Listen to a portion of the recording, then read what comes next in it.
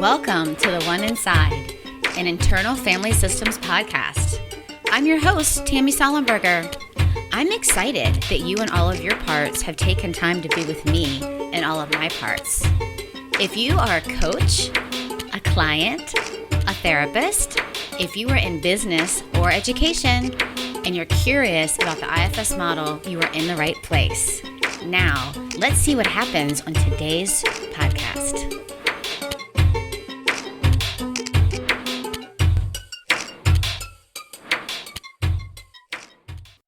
Hey everyone.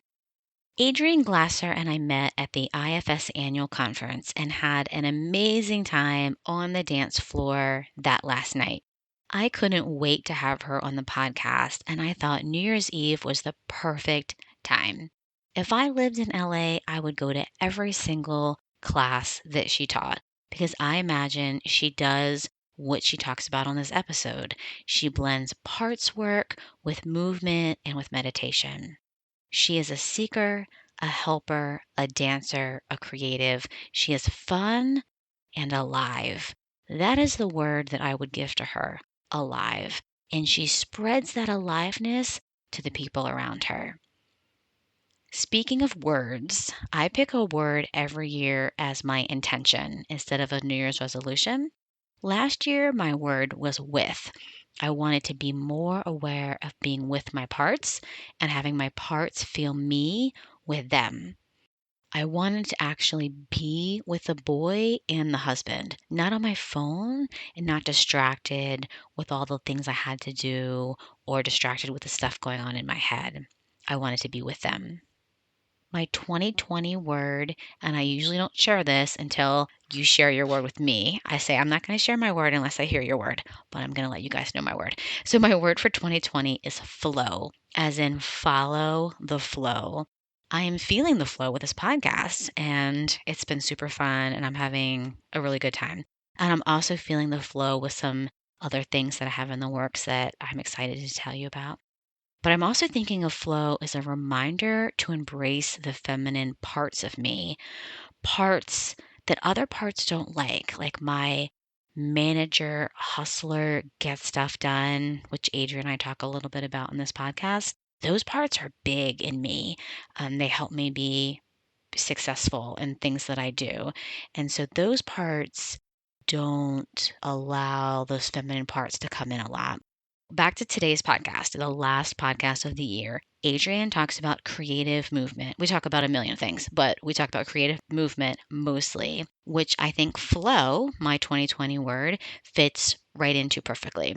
I would love to hear your word for the year. So drop me a note on the One Inside Facebook page or on Instagram at IFS Tammy. So why don't we just start by telling everybody who you are and where you are and what do you see when you look out your nearest window? I'm Adrienne Glasser. I am a creativity and spirituality coach here in Los Angeles. I'm also licensed in New York as a psychotherapist. I am a dance therapist, which I need to say way more often. But I really help a lot of people with creativity and help a lot of healers to have the practice of their dreams and integrate parts work and creativity to their practice.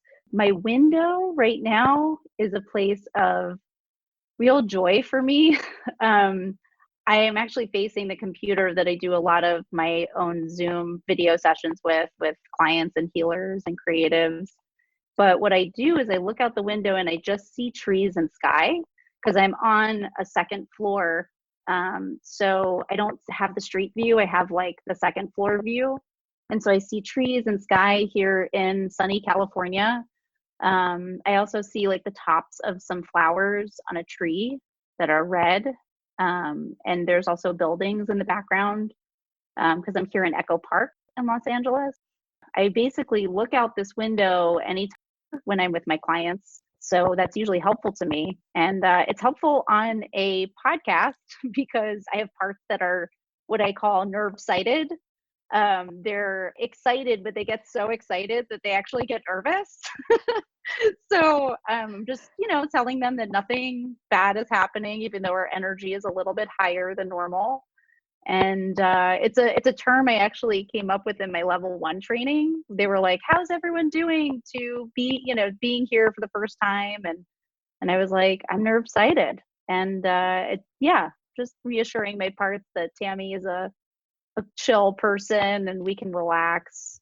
That's important to them, that they know you're a safe person to be with, and that Mm, I'm a safe person to be with. So yeah. yeah. Yeah. Good. That makes me I actually felt like I relaxed a little bit as you were talking. Yeah. What's the weather there? It's actually sunny. Last week it was pouring rain, and everyone in LA, if it rains, it's like it's snowing here. Like there's traffic and like people are freaking out, like it's raining, it's cold, and I'm a native New Yorker. So yeah, I'm kind of like, this is nothing. But we were all like wearing jackets and the whole thing. LA is funny. I love it here. I love you posted a video. So we follow each other on Instagram, and you posted a video. You were in your car, and there was like a model that was like modeling something, and you were like stuck in traffic or something, and it was hilarious. And you're like typical LA. It was They were hilarious. doing a photo shoot in front of my car while I was just parked. And it was like my car didn't exist. It was like I was transported into this photo shoot land, and it was just cracking me up. That's so Yeah, we funny. we still find it. Me and my parts and I find it funny that we live in LA. Sometimes we're like, "What? Where are we?" Okay, great. We're in LA. How did you end up in LA from New York? Yeah, I my husband has a job as a producer, and he got an opportunity to come out here. I said, "Yeah, let's do it." And I had been there we both had been there our whole lives. I'm a native New Yorker, and I had no idea what was going to happen during that change. I had no idea like how positively it was going to change my life and how hard of a transition it was going to be all at the same time. So Hmm. yeah, I had a group practice there of creative art therapists. I started a group practice. I thought to be of service to clients, which was a huge part of it.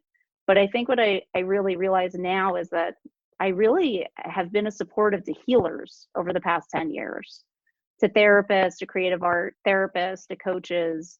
Most people, if they have a group practice in New York, they're like, how many clients, can we have? And how many clinicians can I have under me? And blah, blah. And I was like, yeah, how can I help them build their private practices and have the practice that they want in addition to having a community that's awesome? Mm, yeah. And it wasn't a great business model, but I built a really wonderful group out of it, Mm, and got to help people build their private practices while supporting each other through creative arts. And had known IFS at that point, so integrating parts work as well as creative arts, that just being a super joy of mine. That group still exists today.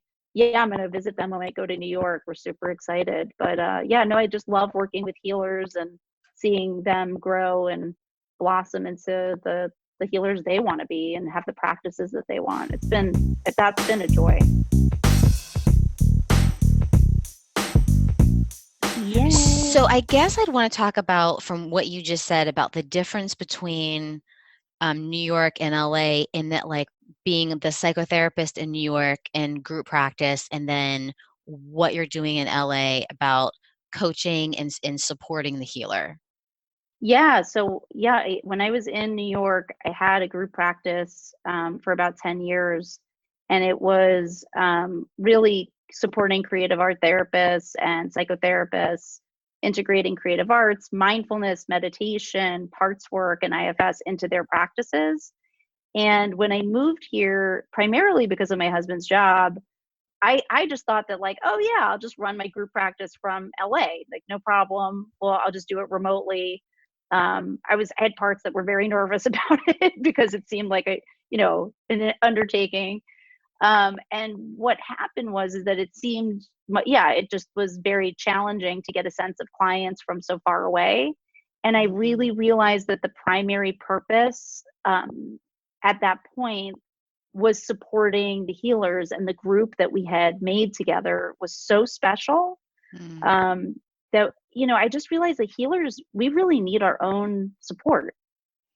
We really yeah. need our own place where we can process not just what's happening for clients, but our own parts, which I'm beginning to feel like case consultation or supervision, the parts that come up there are the parts that are in our everyday life. Like there really isn't a difference between the parts that come up for a healer with their client versus they'll be like, oh yeah, and I'm experiencing this in my relationship, or I'm experiencing this with my child, or it. Wow, that's And so fascinating. a lot of the time people will be like, are we doing therapy? Are we doing consultation?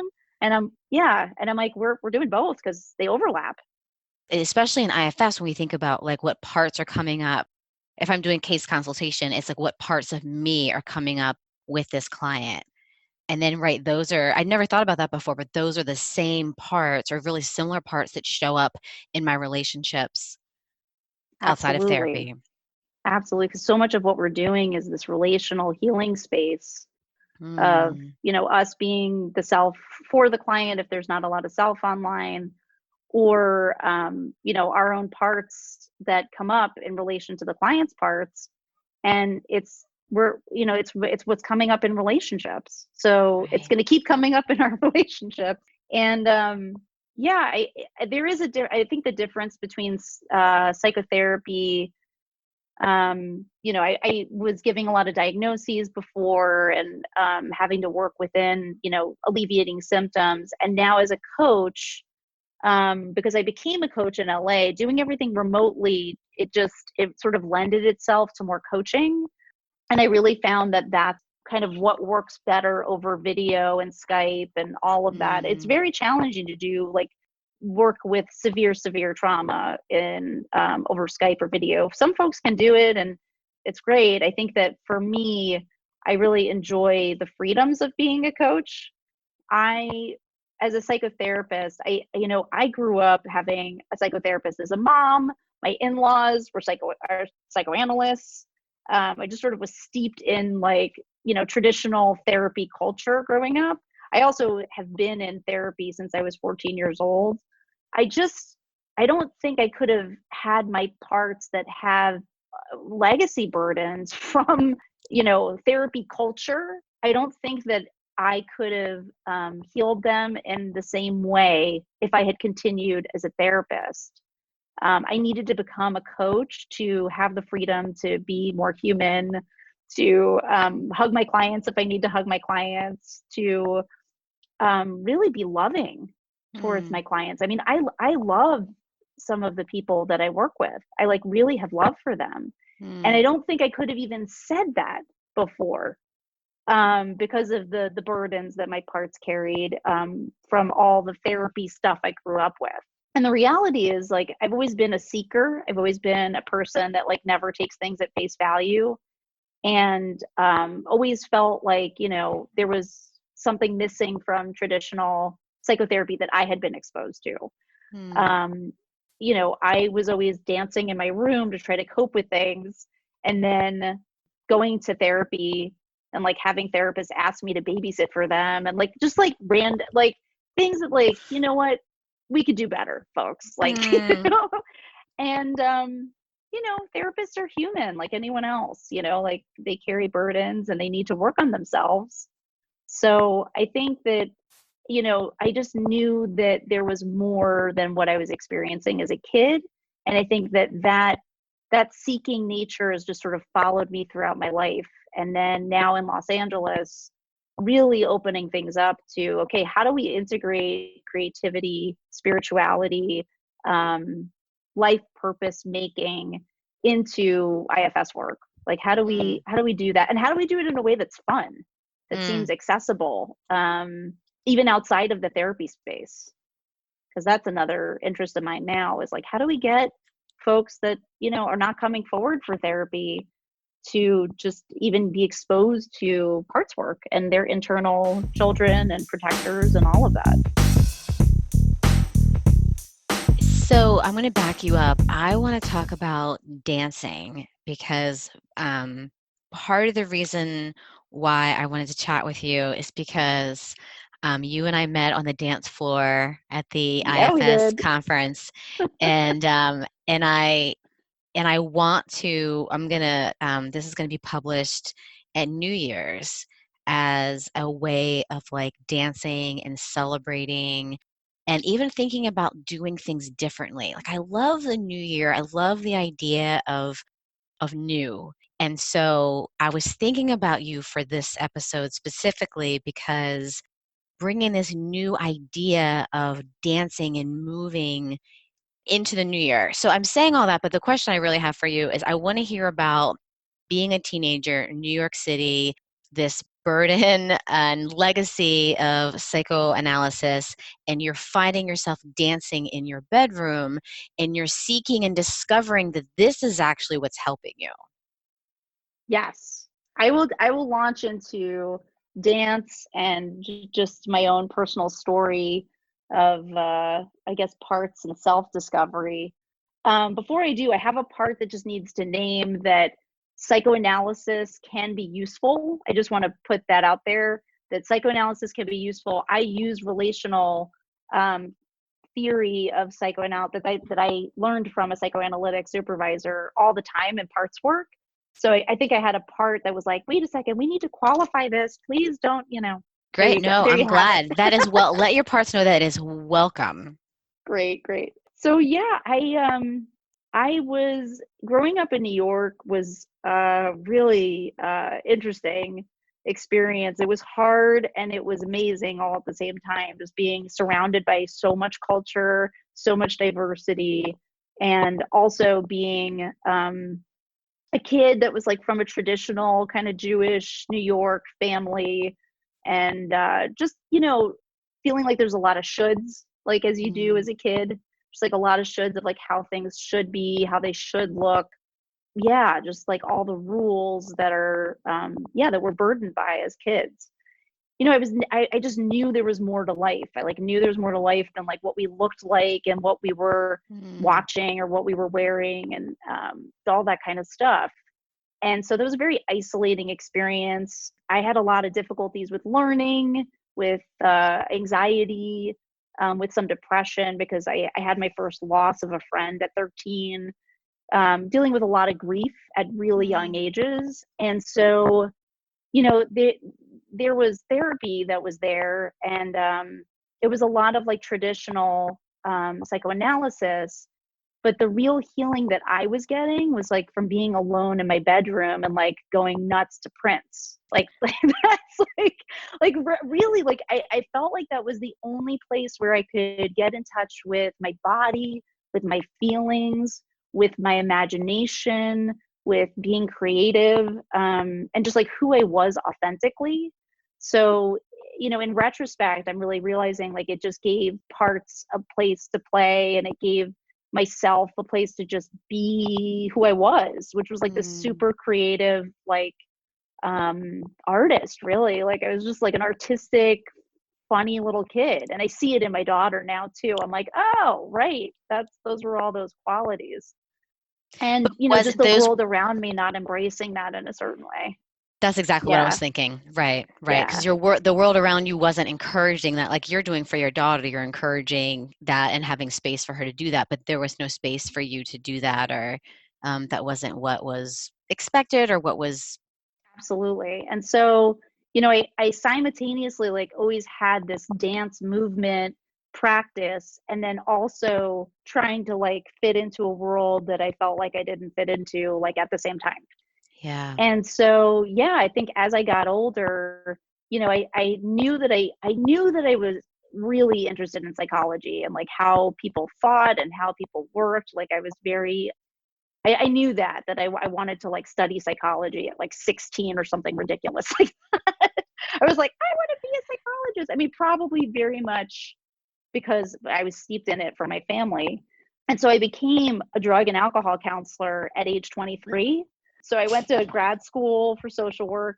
I barely had my act together at 23 years old. But fortunately, I had always been a caretaker in my family.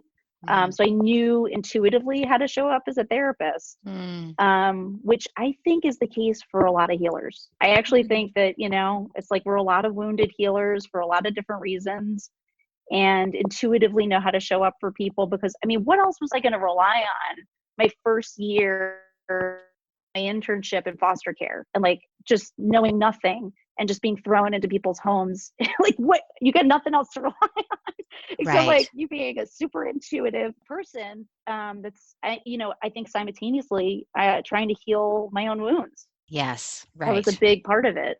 At the same time, going to social work school and exploring, traditional dances from West African countries and learning traditional dances. And Tell me about that. What was happening on the side?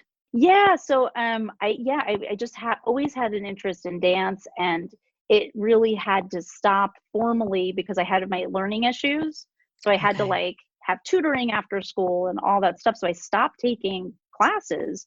But then when I was older, I started again. I started going and learning dances from the Ivory Coast, and found a amazing center in New York called Geneva Dance and Drum, and just like immersing myself in that, and it being incredibly healing for me.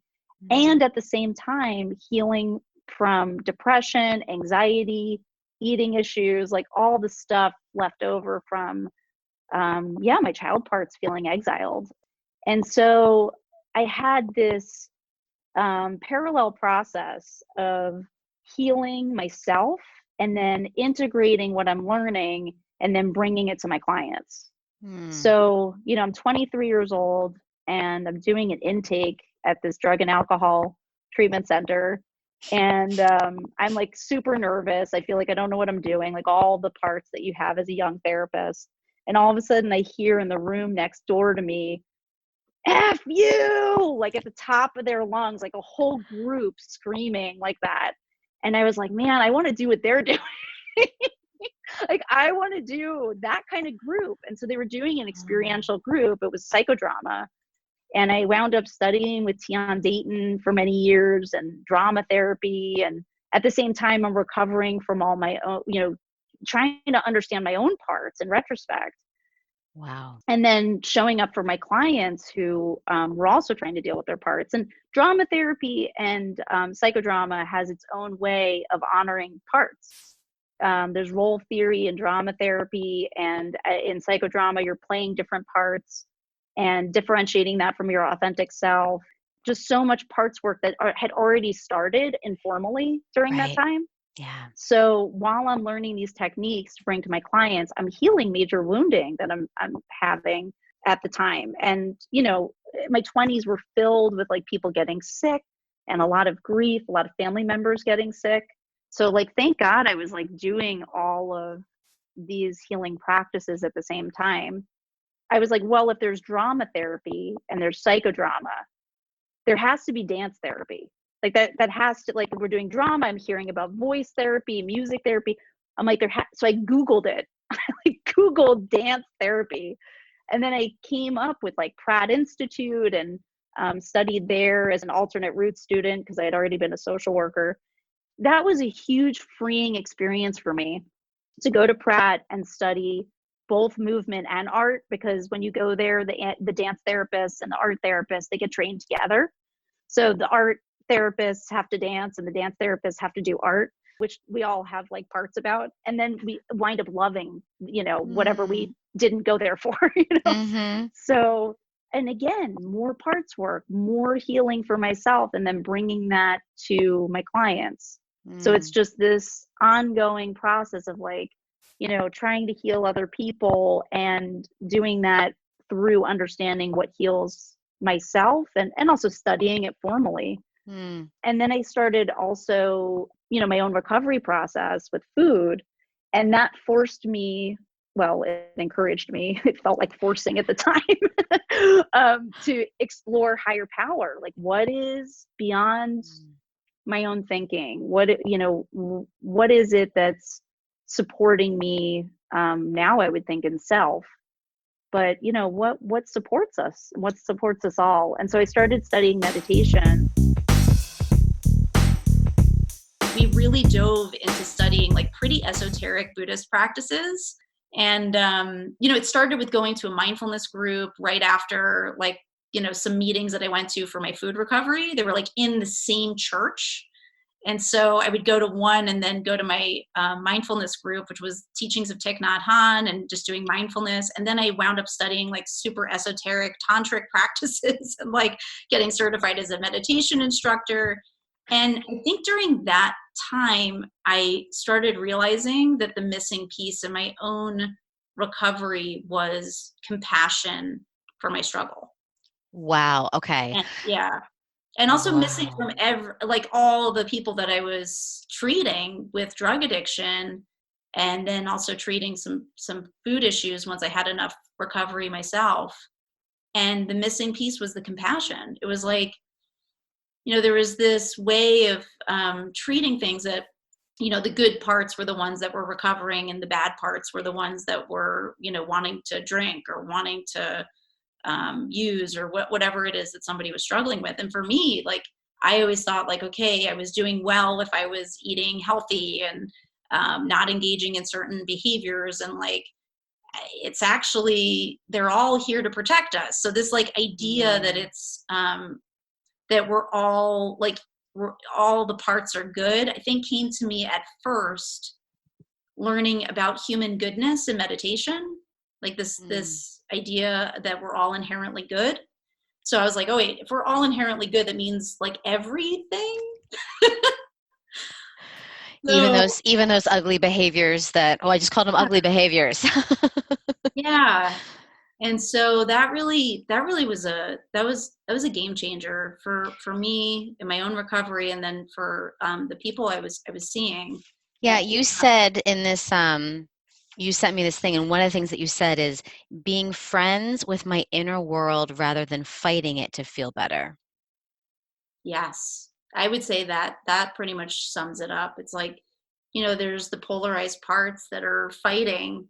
And by being able to recognize like just the inherent purpose in them, and that they are there for a good reason. I always tell my clients and myself, like, if it's here for a good reason. And we can Hmm. just bank on that.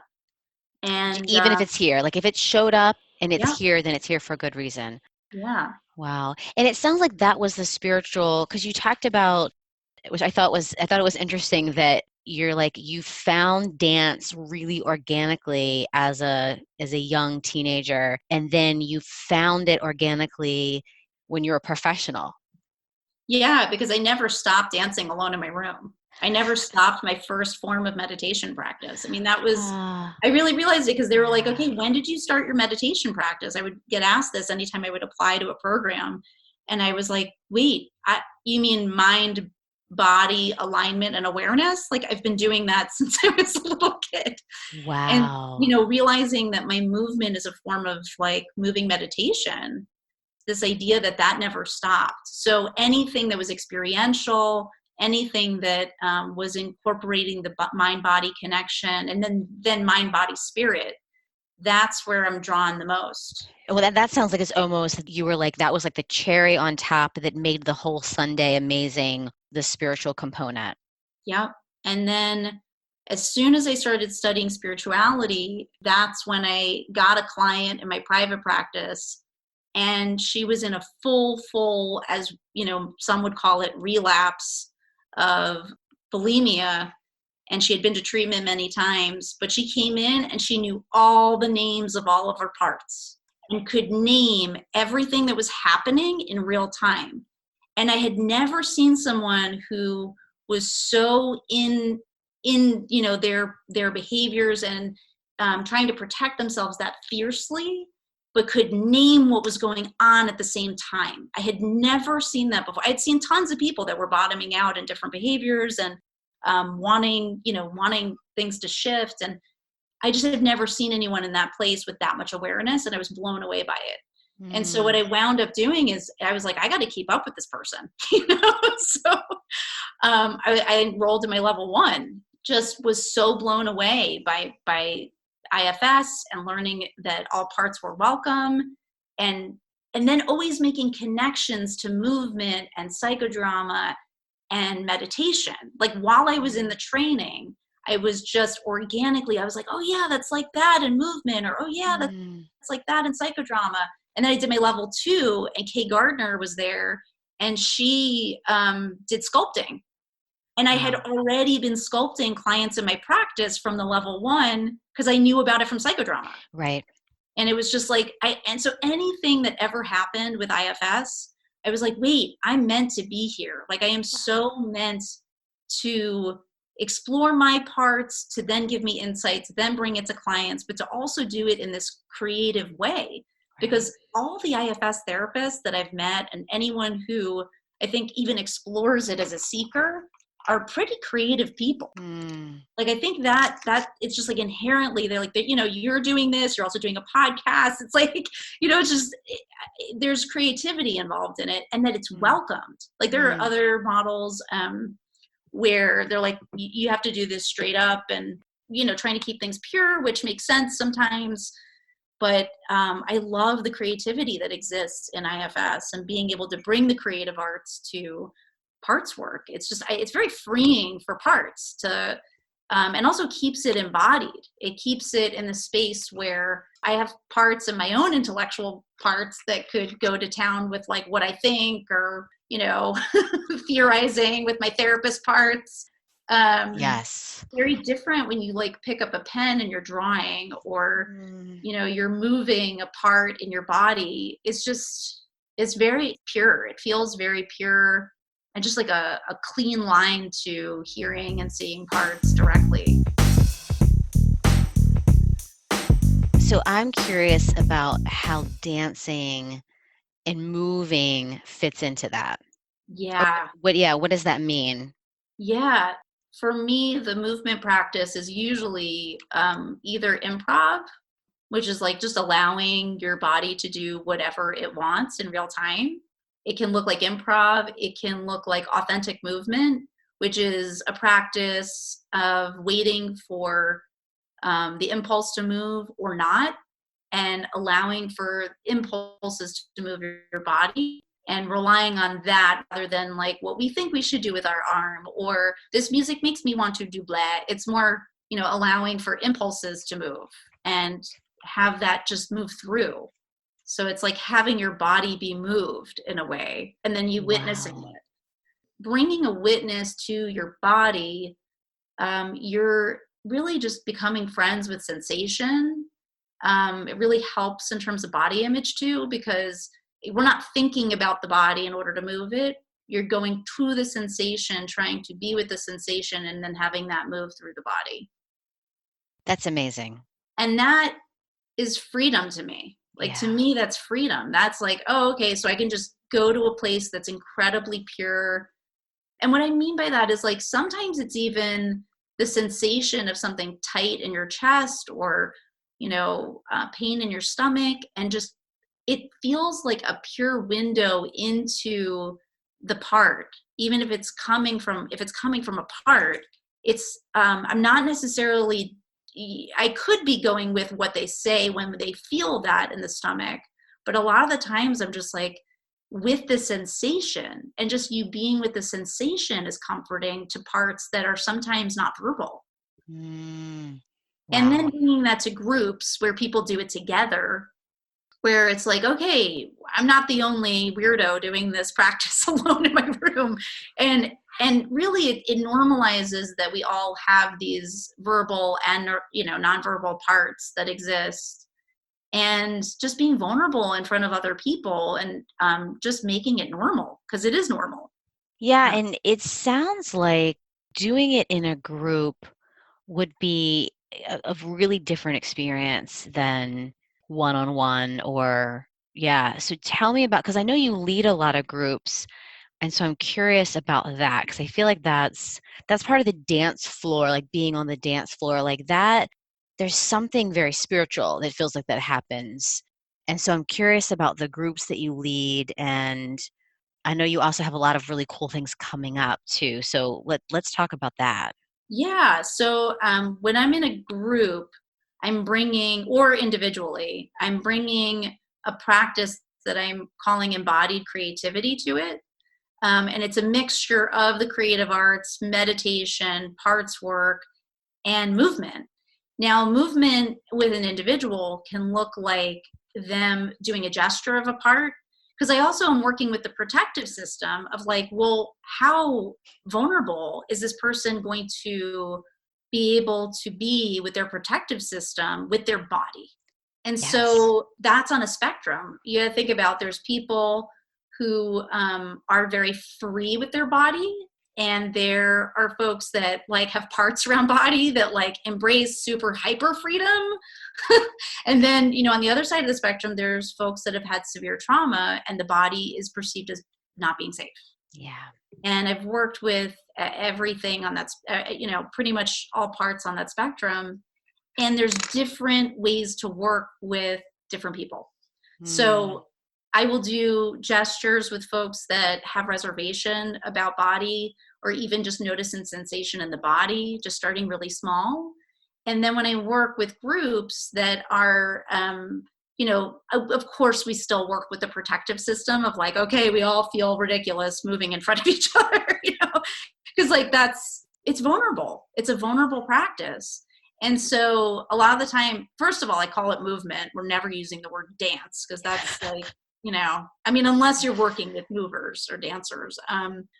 But like just even introducing movement as something you can do together, you have to create safety with the protectors. So I always work with the protective system first of like, okay, who has feelings about moving in front of each other? And like just naming that, that like, you know, and doing it through gestures and through movement. So in a way, you're like, you're naming the parts that don't want to dance or don't want to move.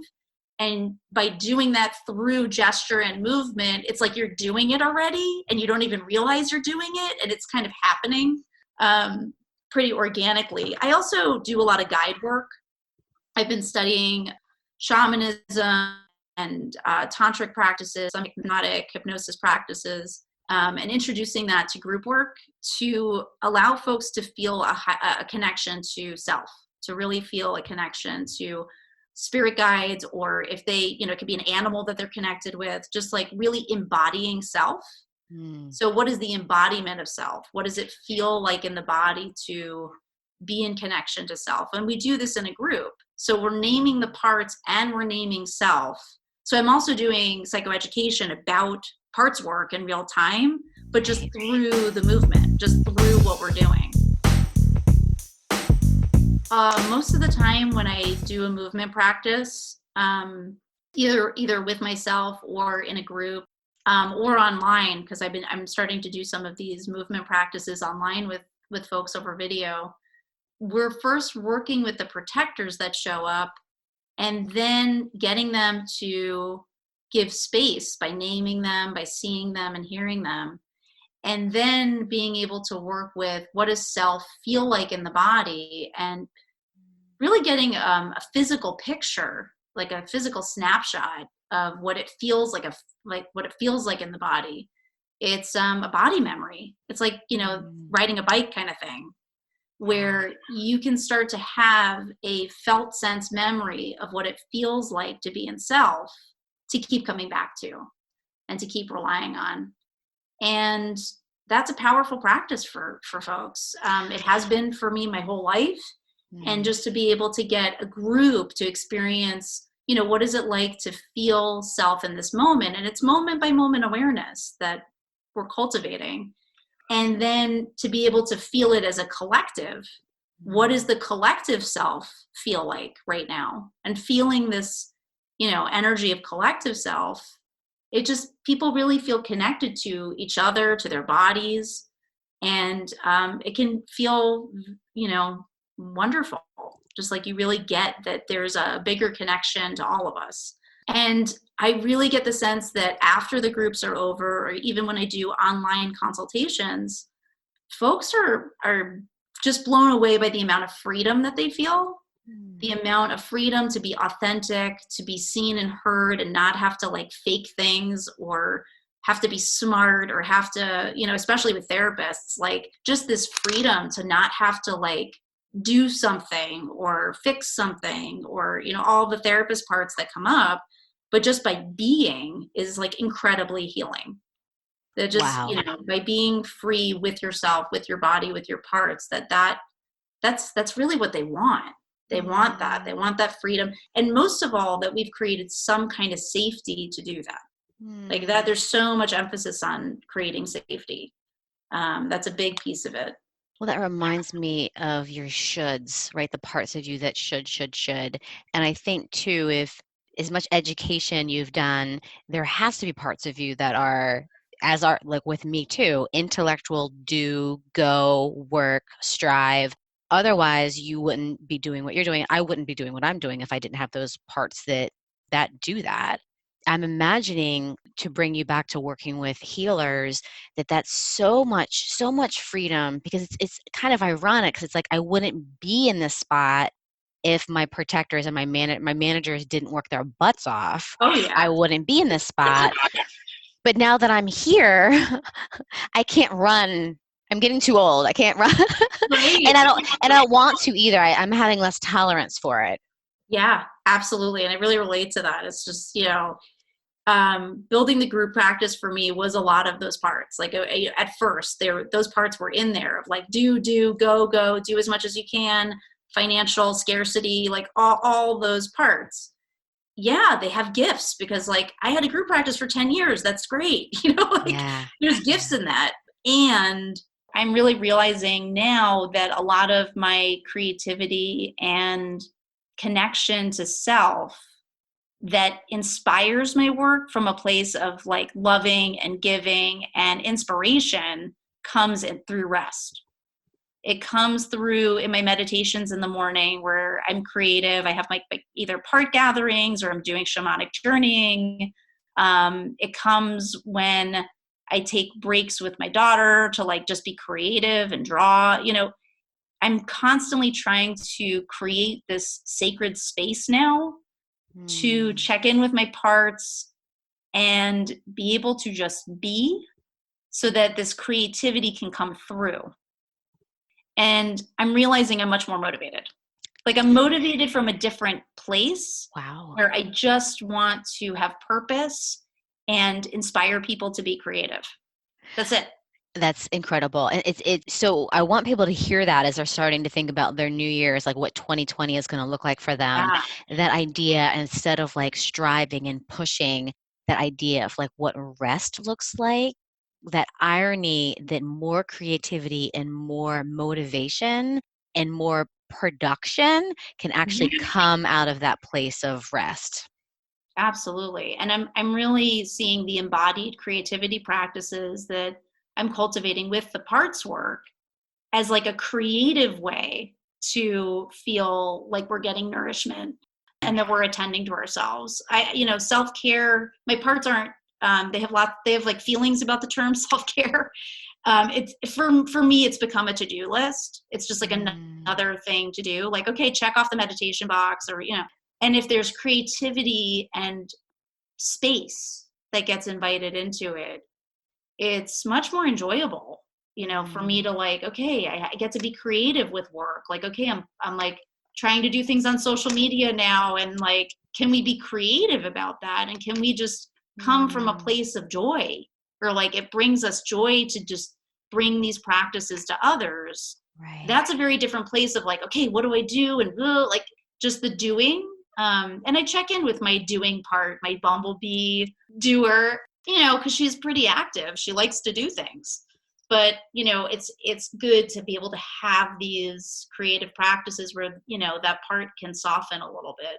So, yeah, I think it's about questioning in the new year, what is nourishing for our soul? Like, what is fulfilling to us, but also allows us to have a sense of purpose? That's what I'm holding for the new year. Like, what is fulfilling but gives us a sense of purpose and joy? Like, let's not forget the joy. Like, what gives us the joy? And for me, it's always creative practices. It's always getting creative with things. That always sparks joy. I love that. Tell me about a day. I think you just did that, about the daily practice, because I had that idea of embodied creativity was through a steady, unwavering daily practice of creating sacred space. Yeah, it's this, and when I say unwavering, it's that you're checking in every day that there's some creativity in your day. Okay. I love So that. even if Yeah. things don't happen, and this has been a struggle for a while, like, okay, I didn't do my meditation practice, parts judging, parts, Yes. what if the unwavering part is self checking and witnessing? Mm, Then there's no not doing it. There's never a day that you don't, because you always notice like what your day was like. right. There's always somebody, for most folks, if they're healers, I would say there's some awareness of like, what was today like? Like And as you go, I think that's the other thing I've learned too, is it's like sometimes it's as I go, as I'm going and doing, it's like I'm aware of what parts are up or what how much self energy is there. But it's like as I go through my day. So it's not necessarily a checkbox. There's a part of me that wants it to be a checkbox. Be in self, check.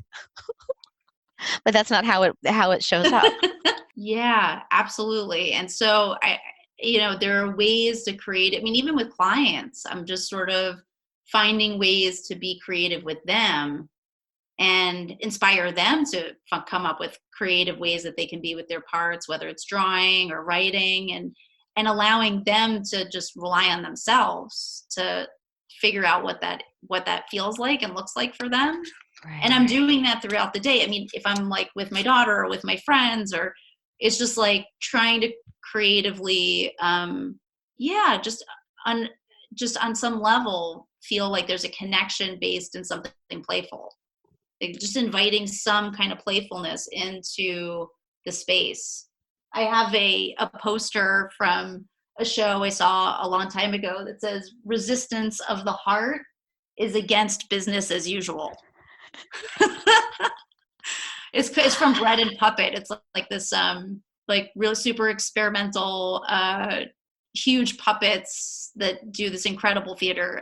But what it means to me is that it's just like business as usual makes my parts feel stuck. And when I say business, I mean it could be like just the mundaneness of everyday life Yeah. makes my parts feel stuck. And so to invite in the creativity, it keeps things fresh. It keeps things more joyful and more connection. Yeah. And also feeling embodied, like, keeping a connection to what my body is doing. Do I need rest? What's happening with the body, and how can I be nurturing to it today? Well, and that brings up that compassion, right? Then if I'm listening with compassion, then I'm gonna have that connection, which would give me that knowing, and I'll hear what is it that my body needs. And I Yeah. like the play, right? The creative, and there's play, then there is more creativity with play. Yeah. Yeah. Noticing the body, I'm just finding often is a window to self, and even the self within the parts, and just being able to ask them how they want to show up today. Like, how do they Wow, want to play yeah. today? Yeah. Um, or not. Like, how do they just want to rest? Sometimes Mm, they're pretty tired. yeah. Yeah. And Mm, I'm just really finding that embodiment is just been a big tool in terms of finding the joy. mm, Yeah. I love it. So, Adrienne, this was fantastic. I wish I could just keep talking to you. Yay. It's been so Yeah, I fun. know. It's super fun. I mean, I love talking about this stuff. I feel like I do jazz, or like I'm like a mix master of like IFS and the creative arts. So like any chance I get to talk about it, or hopefully inspire other people to play with these things, I'm happy to talk about it. Yeah, it's great. Yeah. So I know you do a lot of things, but if you were not doing therapy, what would you be doing instead? Yeah. What fun thing would you do instead of all the other fun things you do? It's funny because not to sound like cheesy or something, but like I feel like I'm doing it. I take drum lessons, and like I'm drumming, I'm joining a band, I'm spending time with my family. What kind of band are you joining? It's so ridiculous. So my daughter is in this group. It's called Little Kid Row, and they do like band classes for like. I mean, she's 3 years old, and I am doing Big Kid Row, which is like for the parents. Love And it. so we get to learn instruments, but I've been drumming on and off, like, for a while. And yeah, just getting back into the things that give me joy, continuing to go to random dance classes, continuing to move, continuing to, I love traveling. So traveling is a big one for me. And it's a little bit harder with constrictions of like, family and time and space. So yeah, I would love to be doing more traveling, bucket list places to go to. I think that if I had like a clone of myself or something, I would like study choreography and do performance art. That would be another career for me. I found this note that I wrote to my parents when I was in camp, and it was at me being 13 and doing some kind of guerrilla theater I went to an arts camp. It was like all about saving the environment, and somehow I was doing some skit in the cafeteria screaming, "Save our Mother Earth," and like using as much styrofoam as possible, which like makes the point, but not environmentally at all. So I feel like, yeah, I feel like I would do like some better version of that or something. Yeah, right. But people would be so mad if you used styrofoam.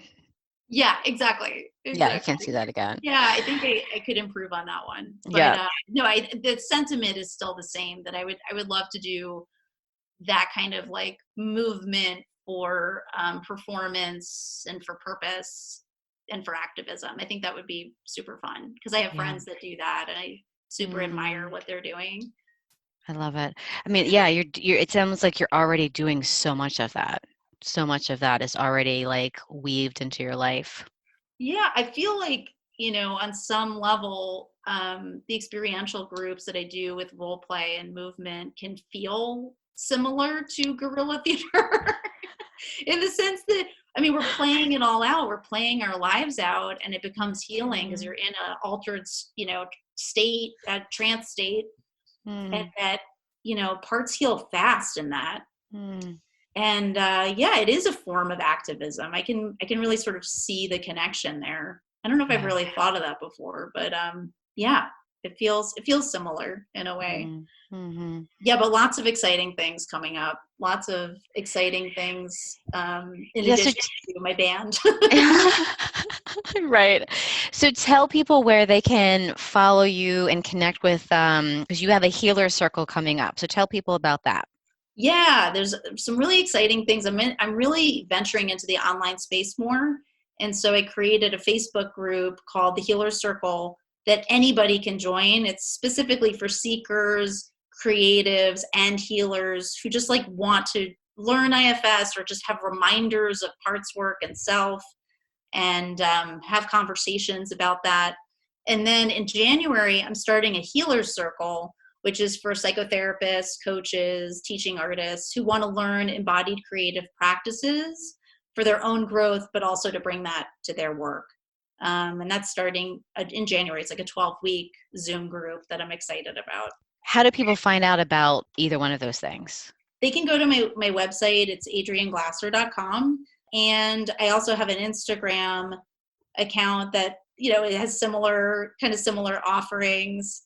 And you can look that up by my name, or embodiment.creative.healer. So that's another way of finding me. The other thing is that in LA, we started an IFS LA group. Wow. Jen Kleiner and I, just brought the community together, and that's been great to have healers, have a group in that way. So yeah, lots of exciting stuff to bring into the new year, keeping self alive in 2020.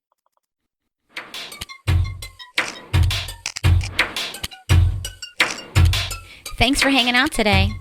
If you like this episode, make sure you subscribe. And if you really like this episode, share it with a friend and leave a review. You can follow me on Instagram at IFSTammy and join our community on Facebook at the One Inside Podcast. Talk to you next time.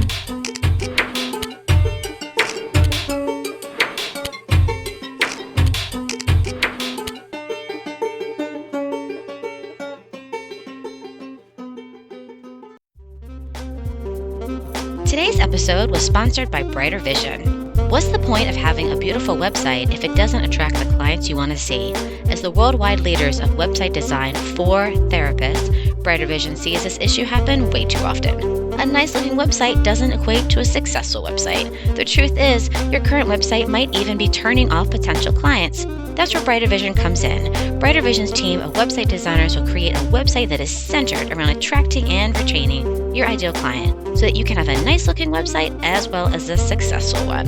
Better yet, Brighter Vision is offering $100 off exclusively for listeners of the One Inside podcast. To take advantage of this offer, simply go to brightervision.com/inside. Again, that's brightervision.com/inside.